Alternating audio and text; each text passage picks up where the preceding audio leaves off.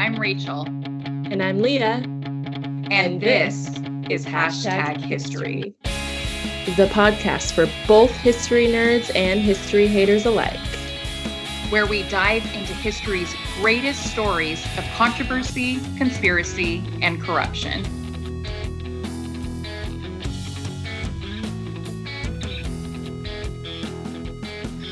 Welcome back to Hashtag History. Oh my gosh, I feel like we have so much to talk about. For one, Leah, you are back from your honeymoon in Europe. Yes, I am. Yeah, by the time this episode is released, you will have been back for a couple of weeks, but at the time of this recording, you've only been home for, 48 hours or something? I think it might actually be less than that. It'll be 48. Are you serious? Yeah, it'll be 48 hours at midnight tonight. So. Are you miserably tired? You know, a little bit, but not terribly. Good. And how was your trip? It was so good. Tell the peeps where you went. Okay, so we started in Amsterdam, Netherlands, and then we kind of circled around like southern Germany to Munich, and then down south to Fusen, and then we stayed in eastern France town called Colmar, and then ended in Bruges, Belgium. So we just kind of did a little loop there. That is so cool. And you were gone for 2.5 weeks, pretty much? Yeah, I think it was just over 2. It was like 2 weeks and a couple days, but those couple days were spent flying. So on your birthday? On my birthday. Well, I'm happy to have you back. I missed you, and I did notice that my denim jacket that you borrowed got a lot of traveling in. You know what? I might have worn it any day that it was lower than 90 degrees. Did Nico tell you that I texted him about it? Yeah, he did. Mm-hmm. I totally messaged him and was like, so does she ever take the denim jacket off, or it just stays on at all times? He's like, yeah, pretty much it's on at all times. Yeah, if I needed a jacket, it was the denim jacket that I wore. That little thing is like a world traveler now, because it's been to Europe with me as well. Yeah. Sisterhood of the traveling denim jacket. Yeah, I need to wash it and get it back to you. I missed it almost as much as I missed you. Oh, wow. It's right up there. Wow. It's right up there. I know. How special does that make you feel? Either very special or not very special. I'm not sure. or not at all. Oh my gosh. Well, this is also the first episode that we have recorded since the release of the very first episode about the Chappaquiddick incident. So this is the first recording that we've done since seeing the analytics and the number of listeners and downloads and streams and whatnot of that first episode. And I think I speak for both of us when I say, wow. Mm-hmm. Like, we have been so encouraged by the amount of feedback and the number of subscribers that we already have. So I think we really both just want to say thank you so much for that. I am 100% living out my nerdy dreams right now. Since releasing that first episode, I have had family and friends blowing me up about all things history. Like, we were just at a family event this weekend, and my family was like nerding out with me about history, and they were totally the ones that like initiated the conversation. And that right there is why we are doing this podcast. Those family members and those friends that I'm talking about, they're not major history nerds. In fact, some of them have even self-professed them as history haters. But the fact that they're excited and passionate about history now, I could almost cry. So I am just having so much fun. And I love history so much that I think I would do this even if we had 0 listeners. But it definitely helps and is definitely encouraging to have such an awesome audience. So I just want to say thank you to everyone for that. It's super awesome. Yeah, the whole time Leah was in Europe, I was blowing her up with messages about like, oh my God, look how many listeners we have now. And listen now is like every 7 minutes. Yeah, it was. Hey, I was was excited. While you were checking out Europe, I was just watching analytics on my phone. So pretty exciting stuff. Anyway, so just thank you to everybody. We are super, super excited, and I'm really excited for this particular episode, and I think everyone will be really, really interested in it. This episode is going to be a little darker than the last. This one is for all of you true crime, conspiracy theorist, history fans. It's got something in it for everybody to love. Something that we can't shed any love upon, though, and something that is the big tragedy surrounding this case, is that it involves the deaths of 146 people. As always, we will never make a joke nor make light of the tragic loss of lives, but I am really excited to dive into all the nitty-gritty details about this incident.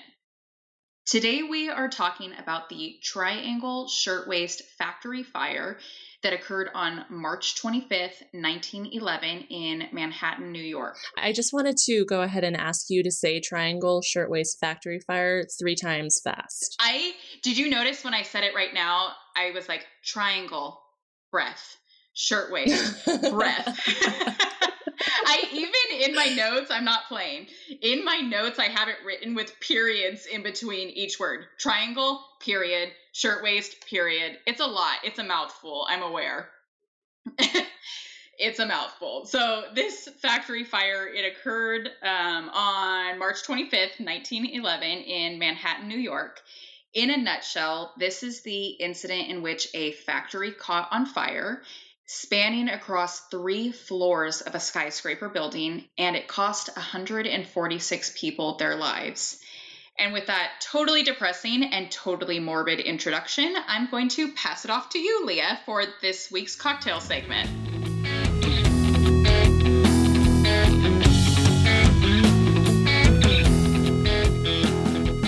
I feel like you always pass it off to me right after the really morbid introduction. What can I say? I listen and watch a lot of true crime. It's kind of in my blood. Yeah, right. Okay.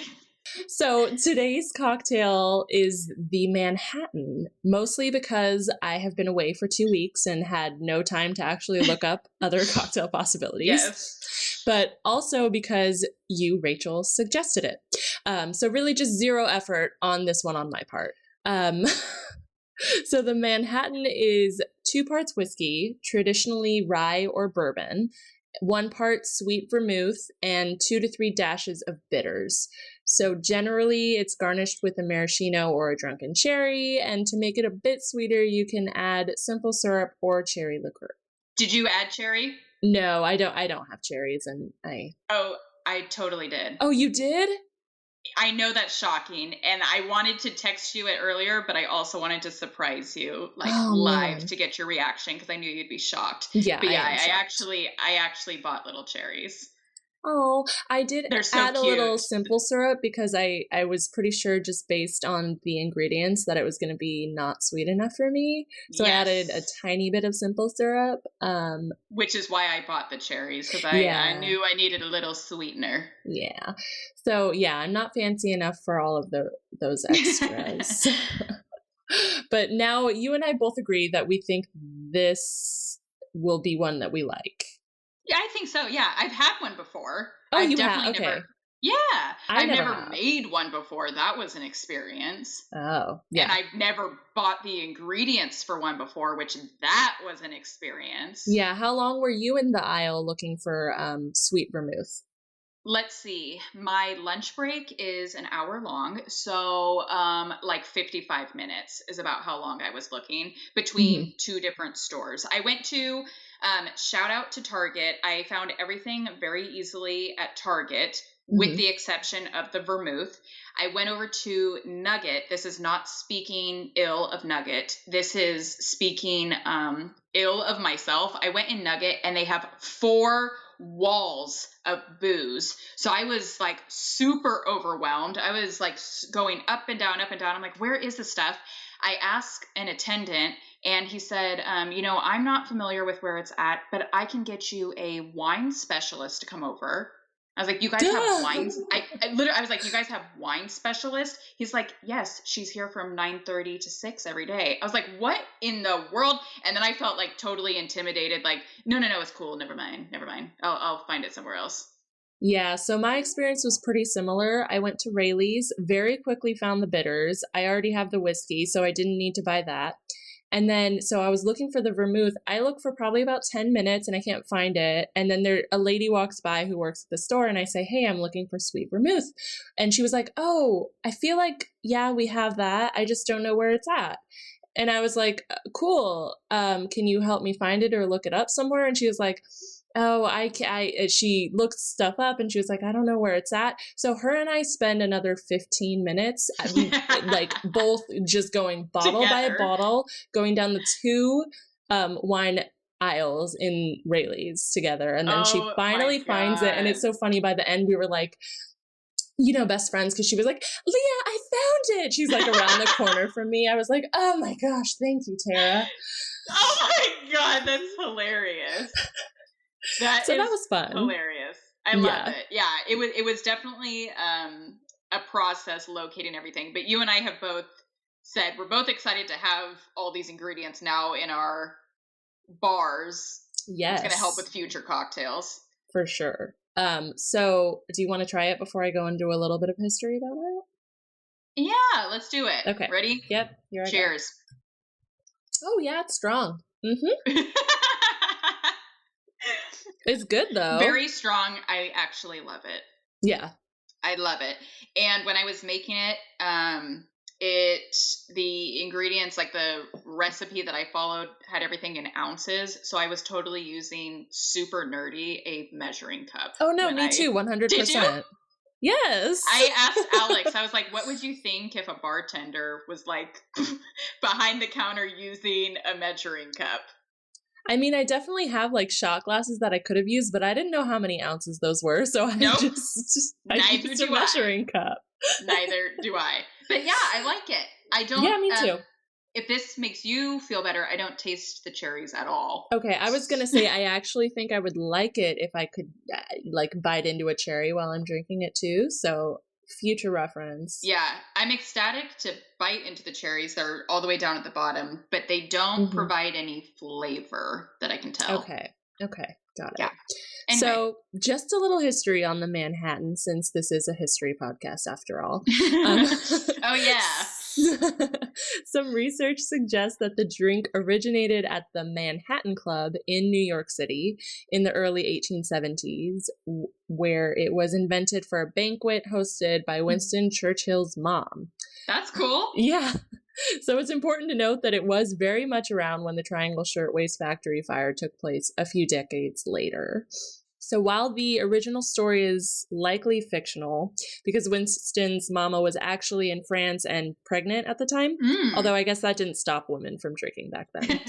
But there is a general consensus that it was invented in Manhattan Club between 1870 and 1880, but the actual like whole Winston Churchill's mom thing is probably fictional. Interesting. Yeah, and just one fun fact about it, it was traditionally made with American whiskey, but during Prohibition, Canadian whiskey was often substituted since it was obviously easier to get.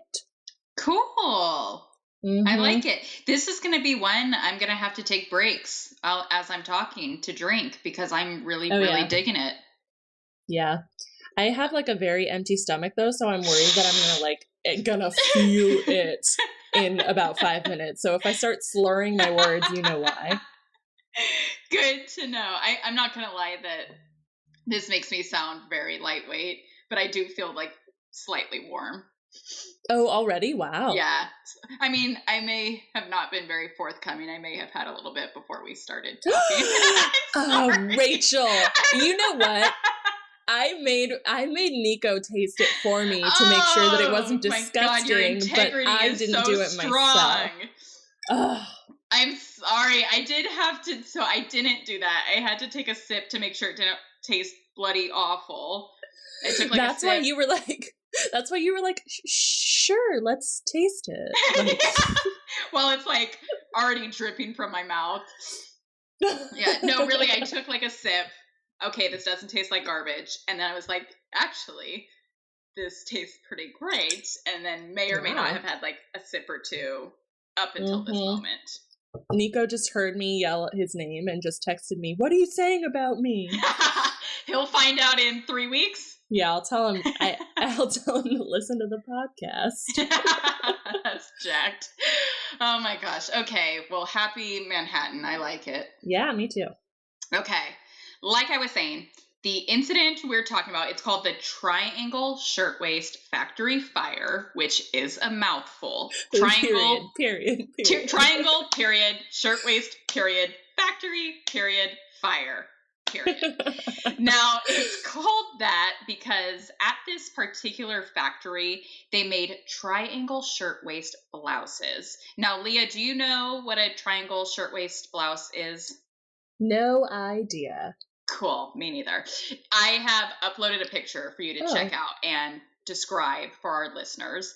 Okay. You do totally know what it is. You just don't know you know what it is. Yeah. As soon as I opened it, I was like, oh, yeah, it's the thing that everybody wore in like the late 1800s, early 1900s. Yep. So go ahead and describe it for our listeners. Oh, I'm sorry. You actually want me to describe it? Okay. Yeah. It's a blouse. It's a lady's blouse with a lot of pleating, and I'm assuming it gets the triangle shirtwaist description because it is kind of shaped into like a triangle from the shoulders down to the waist, where the pleating is kind of gathered there. Yeah. So the term waist basically referred to the bodice of a dress or a blouse for a women's shirt in the 19th century. A shirtwaist was just basically a blouse that had a turnover collar and cuffs with a front button closure. They were super popular in the 19th century through the mid 20th century. This particular factory that made shirtwaist blouses, it was housed on the 8th, 9th, and 10th floors of the Ash Building in Manhattan, New York. The factory was owned by, Leah, I'm going to need your help here. It's owned by two different guys. One guy's name is Max Blanc or Blanc. Blanc, yeah. You would say Blanc? Blanc. Yeah. Yeah, so for our listeners, it's spelled Blanck. So it's spelled like the word blank, but with a C before the K. So I'm like, to myself, I'm saying it. Is it Blanc? Is it blank? Is it blank? Like extra K sounds on the end. Okay, so we'll go with Blanc. So the factory was owned by Max Blanc and Isaac Harris. They are going to become important later. Depending on which source you gather information from, you'll learn that there were either 500 or 600 people working that day at the factory. That's a huge difference in number, but the point is that there were several hundreds of people at the factory on the day of this infamous fire. So let me give you a little background on this sweatshop of a factory before we even get into the fire. This factory quite literally was a sweatshop. Employees of the Triangle Shirtwaist Factory, they worked 12 hours a day, 7 days a week for anywhere between $7 and $12 a week. So you heard that right, a week. Now, of course, we all know about inflation. There was a conversion study done just last year in 2018 that determined that $7 to $12 a week in 1911 would be the equivalent of $191 to $327 a week now, or the equivalent of $3.67 to $6.29 an hour. At the low end of things, we're looking at approximately $764 a month for working sweltering 12-hour days, 7 days a week.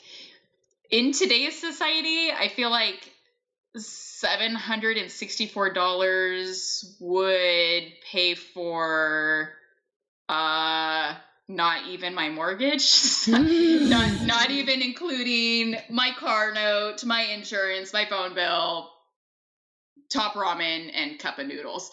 The point is, $764 a month would in no way cover my expenses, and it didn't cover those of the people working at this factory either. Not to mention that if I was working 12 hours a day, 7 days a week, I would be a 100% miserable person. 100%, Additionally, yes. yeah. Additionally, the majority of the workers at this factory, they were recent Italian and Jewish immigrant women who were primarily between the ages of 14 and 23 years old. Wow. Here's a little sneak peek. Yeah, here's a little sneak peek into the very near future.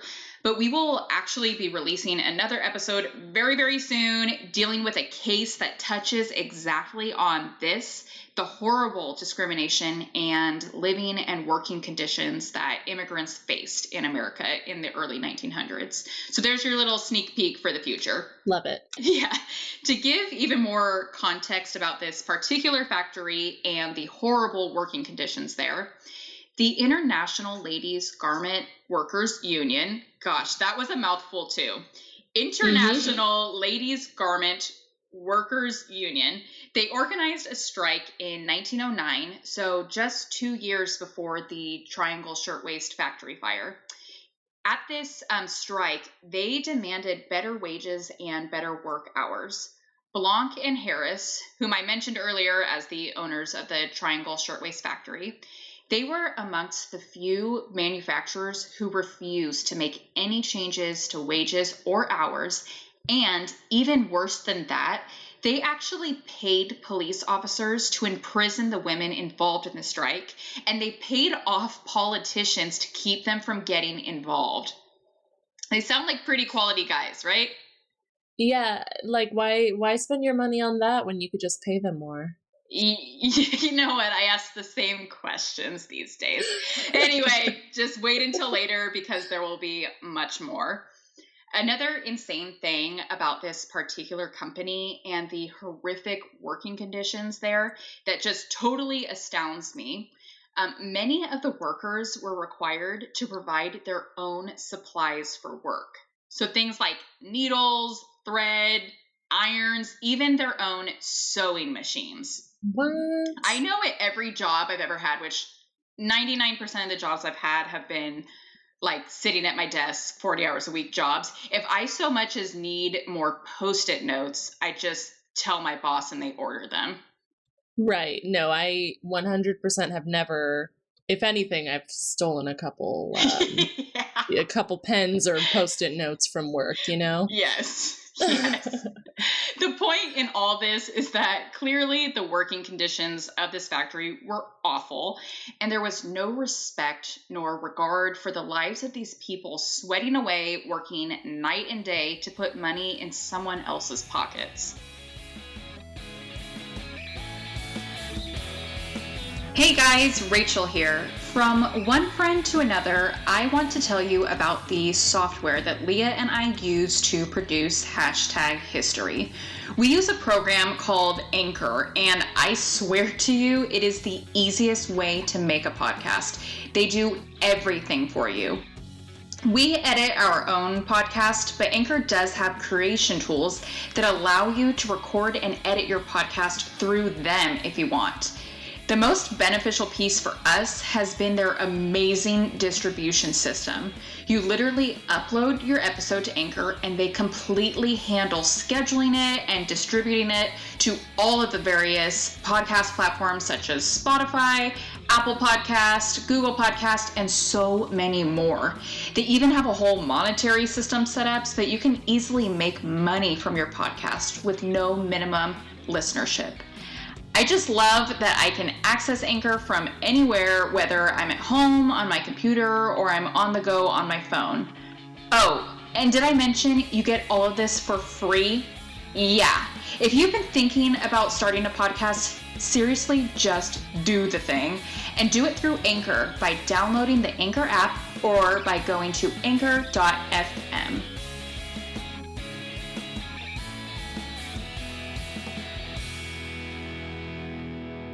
On Saturday, March 25th, 1911, at approximately 4:40 p.m., a fire started up on the 8th floor in a waste bin that was underneath one of the cutter's tables.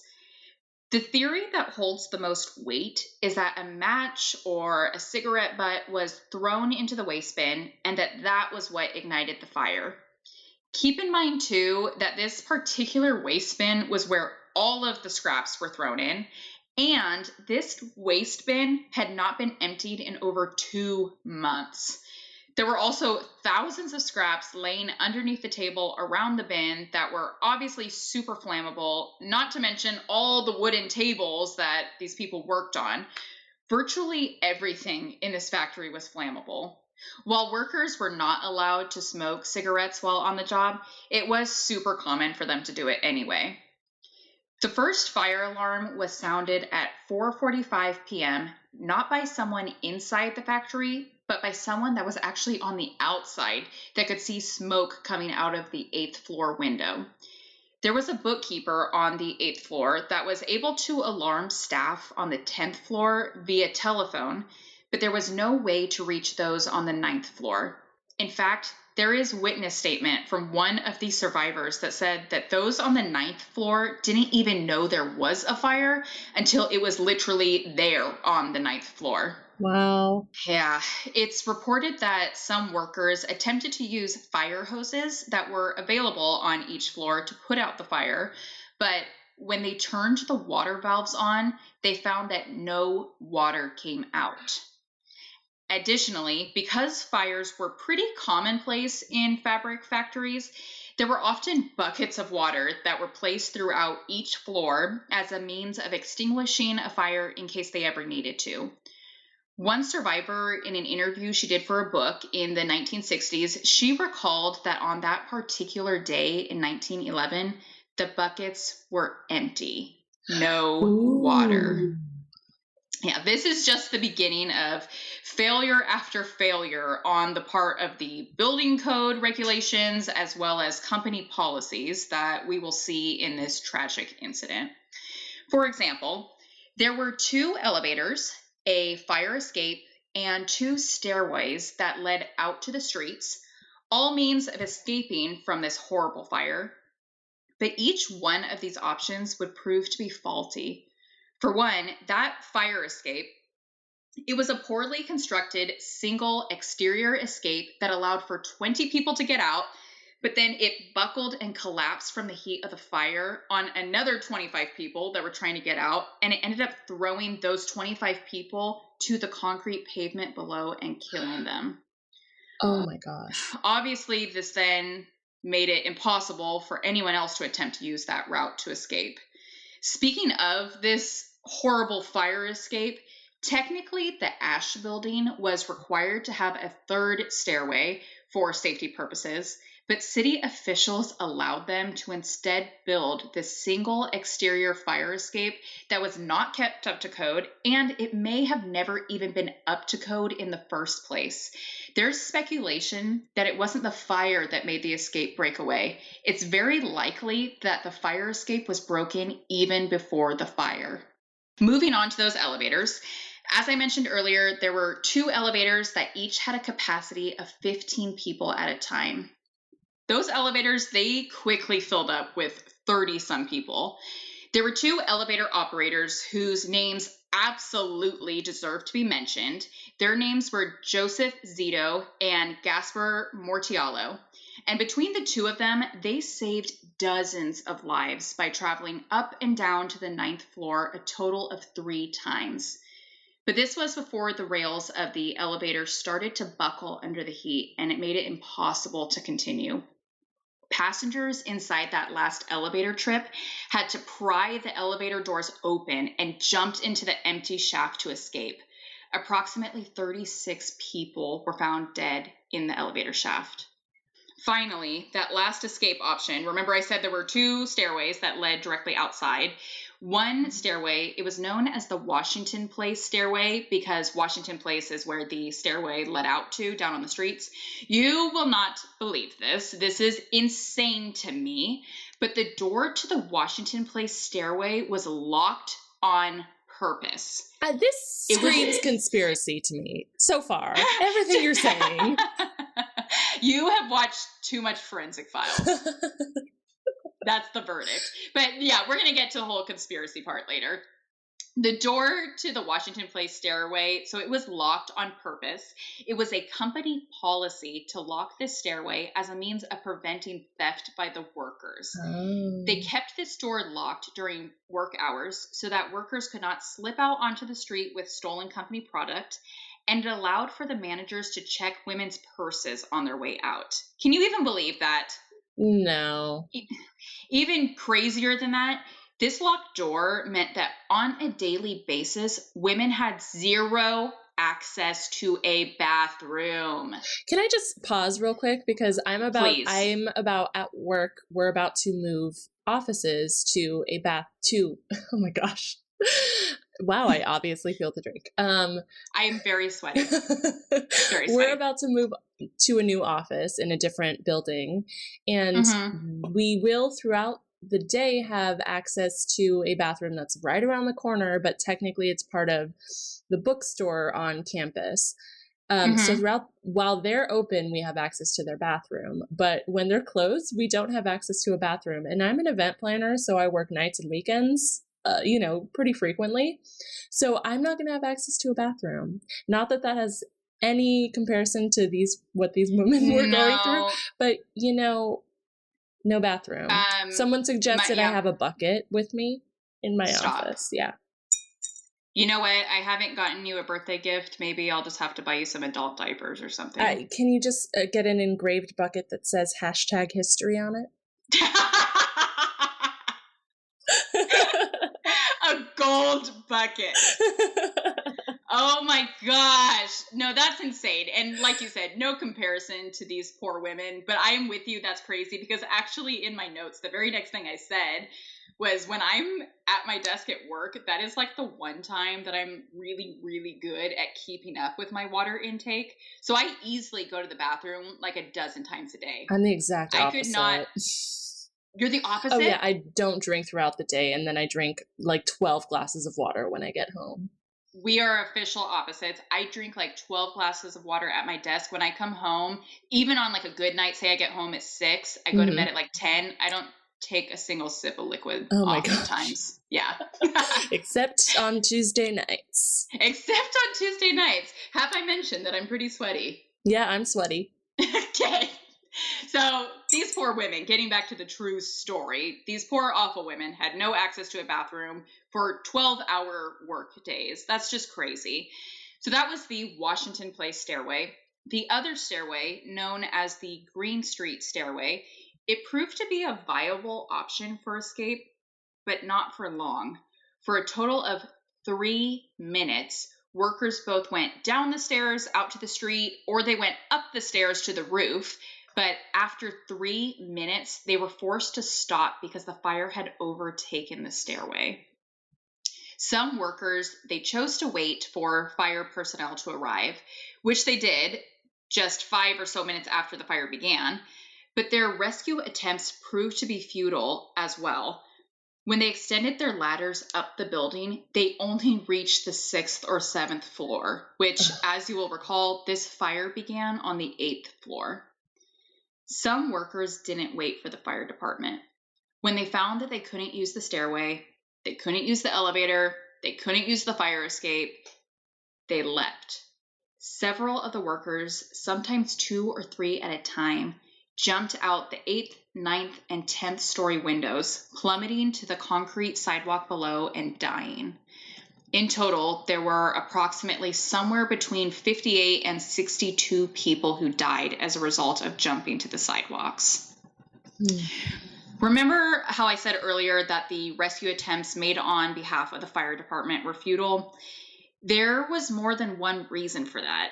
Because so many people had jumped to their deaths, their bodies were laying out on the concrete on top of where the fire department's hoses were laid out. So it made it that much more difficult for the fire personnel to begin hosing down the fire. Which, Leah, you don't have to describe this one, but I have sent you over a picture of some of the bodies laying on the sidewalk, just so you can kind of get a visual. I'm just trying to imagine it's just someone looking on the street, and just picturing people falling out of windows. I know it's Yeah. super morbid, but it's like I can't even fathom it, to be honest. Yeah, that is in this picture. You can see, like, obviously the body's laying on the sidewalk, but then you can also see several people looking up, anticipating more people jumping out of the building. That's what's crazy. Yeah. That right there is by far the most devastating part of this case. Can you even imagine being so desperate to get out of there that you would jump hundreds of feet to a concrete sidewalk? I remember reading about this event when I was in high school, and there has always been this one piece right here that has stuck with me more than any other. There was a reporter in New York at the time. His name was William Gunn Shepherd, and he said, and I quote, "I learned a new sound that day, a sound more horrible than description can picture, the thud of a speeding, living body on a stone sidewalk." The nets that the fire department had, they were ineffective as well. 3 workers, desperate to get out of the building, all jumped at the same time, causing the net to rip. What's even worse is the amount of people that ended up gathering around to watch, horrified by what they were seeing. Depending upon what source you read, the whole ordeal lasted anywhere between 18 minutes to half an hour. Once the fire department got their hoses on the building, it didn't take long to put out the fire. Now, Leah, I've uploaded a picture where you can see the building getting doused by the hoses, and you can also see the amount of spectators that were there. Yeah, so it is a picture of all of the fire hoses going, shooting off water to the building. And you can see there's probably at least, I'd say, just in this image alone, like 30 people, a crowd of about 30 people just staring up there. Yeah. But I'm sure, I would assume there would be so much more. Yeah, in this picture, it's like a very close view. So they're cutting off several other people that were there. Whatever the time frame was, whether it be that 18 minutes to half an hour, in the end of it, 146 of the 500 workers that day were killed by the fire. Of those 146 dead, approximately 123 of them were women. Leah, I sent you over another picture, and I intentionally left it vague and simply titled it Image because I want you to describe what you see. Okay, so it is a group of policemen kind of over a group of caskets, essentially, wooden caskets. Mm-hmm. I would say 4 or 5 caskets, I'm assuming, at the fire. Yeah, so what that is, that's the bodies of victims being placed in coffins left out on the sidewalk so that family and friends could come by and identify them. After a week, all but 6 of those victims were identified. I've read a lot about this case, and it was literally for a week long. Hundreds of people lined up every single day to check these bodies out in those coffins to try to identify. That's really morbid. No, it's super morbid. Dead. Like, wow, New York. Wow. Wow. Yeah, dead bodies in coffins out on the sidewalk. For a week. Yeah. It's really, really morbid. Something cool to come out of this, though. Like I said, 6 of those victims, they were unidentified back then in 1911. This is super cool. In 2011, a historian and an amateur genealogist, his name's Michael Hirsch, he was actually able to identify each one of those 6 remaining victims, and he was able to lay them to rest together. So that's really cool. Oh, that is really cool. Yeah, putting that history degree to use. Now let's talk about the aftermath of the incident. Remember how I mentioned the super scummy owners of the factory, Max Blanc and Isaac Harris? They were actually there at the factory the day of the fire, but they were able to escape to the roof and were safely rescued from there by fire personnel. They were later tried for 1st and 2nd degree manslaughter for their involvement in the incident. See, prior to the fatal 1911 fire, Blanc and Harris had a bit of a track record. The Triangle Shirtwaist Factory was actually scorched twice back in 1902, and their other fabric factory, the Diamond Waist Factory, was also burned twice, once in 1907 and the other in 1910. All of these fires, though, occurred during non-business hours, and it's assumed that they were deliberately done or set on fire as a means of collecting the large fire insurance policies that they had on their companies. Through the trial proceedings, it was never proven that they were involved in the 1911 fatalities at the Triangle Shirtwaist Factory, and it really did appear as if the fire had been unintentionally set by a flame in a cloth waste bin. But regardless, we of course know that Blanc and Harris were not blameless. On top of being horrific bosses that treated their employees like slaves, and on top of not complying with building and safety regulations, it also came out at trial that Blanc and Harris had refused to install sprinkler systems and to take other safety precautions, likely so they could burn down the shop one day should they ever need and or want to. As you know, Leah, I am a nerd for all things true crime, court proceedings related. So I had a lot of fun diving into the ins and outs of the trial. The trial began on December 4th, 1911, so just later the same year that the fire occurred, and their defense team went to work. Their defense counsel was able to completely destroy the credibility of one of the survivors in particular by having her repeat her testimony over and over and finding that she gave the same story the same way every time, word for word. He used this to imply that she had memorized her statement, as had many of the other survivors, and that they were simply puppets for the prosecution.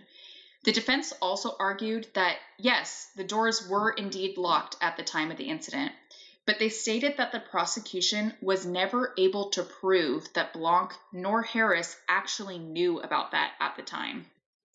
The jury ended up acquitting the two men of the first and second degree manslaughter charges, but they were later found liable of wrongful death in a civil suit in 1913. So, similar to how O.J. Simpson was not guilty in the criminal trial for the death of Nicole Brown Simpson, but was later found liable in the civil suit. Yeah, the same thing happened here. Blanc and Harris were ordered to pay $75 per deceased victim to the plaintiffs. Yeah. This worked out just fine for Blanc and Harris since their insurance companies had come through and paid out their policies $60,000 more than the reported loss, equating to $400 for each casualty. Wow. So what did this whole horrible incident mean for the future insofar as building, safety, and labor relations were concerned? Fortunately, a lot. On April 5th, 1911, just a few days after the incident, the workers' union set up a march in protest of the working conditions that led to the fire. This march was attended by over 80,000 protesters. As a result of this incident, several oversight commissions were formed, such as the Committee on Public Safety, which wrote new legislation for shorter work weeks and hours. The Factory Investigating Commission was also formed, and they conducted hefty investigations into factory conditions. What they found from their investigations, it led to 38 new laws regulating labor in New York State. Within the 2 years following the Triangle Shirtwaist Factory Fire, 60 new laws were legislated in relation to better working access, which included better eating and toilet facilities for workers, fireproofing requirements like alarm systems and sprinklers, and limitations on the amount of hours that women and children could work. All of these labor laws and building code and fire safety regulations that came out of the incident, they laid the foundation for the laws and regulations that we have today. They were actually the very beginning foundation of the 40-hour work week that we now have. Nice. Yeah. Today, the Ash Building, it's still there, except now it's called the Brown Building and has been registered as a National Historical Landmark. So, Leah, next time you and I do New York, that's a must-see, yeah? Well, obviously now, yeah. Obvi.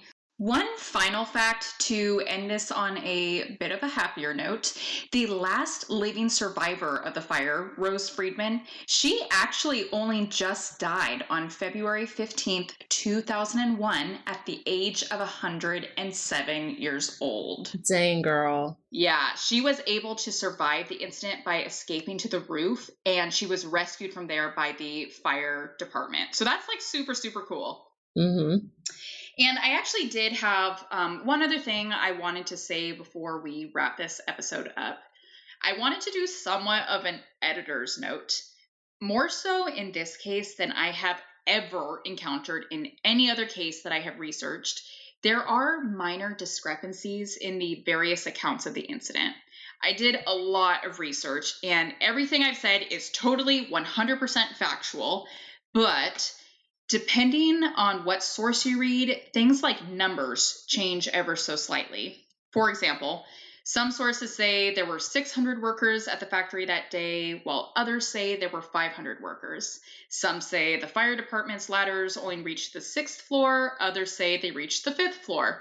One source says the elevator capacity was 12, another source says it was 15. So I did my very best to use the most reputable sources when putting this together, but understand that that is just simply the nature of history. It's the story of people told by people who all recall different things, different accounts, and that's just that. Trust that here at #history, we always conduct the most thorough research and we always give the most true account possible. So I'm just saying, if you end up doing some research on your own and you read somewhere that the death toll was 145 when we said 146, just don't come at us, okay? Okay. As with every episode, we will be posting in the show notes links to all the photos that were mentioned in this episode. But remember that this episode was a bit more graphic than past episodes. So if you're sensitive to that kind of stuff, maybe skip out on checking out the pictures.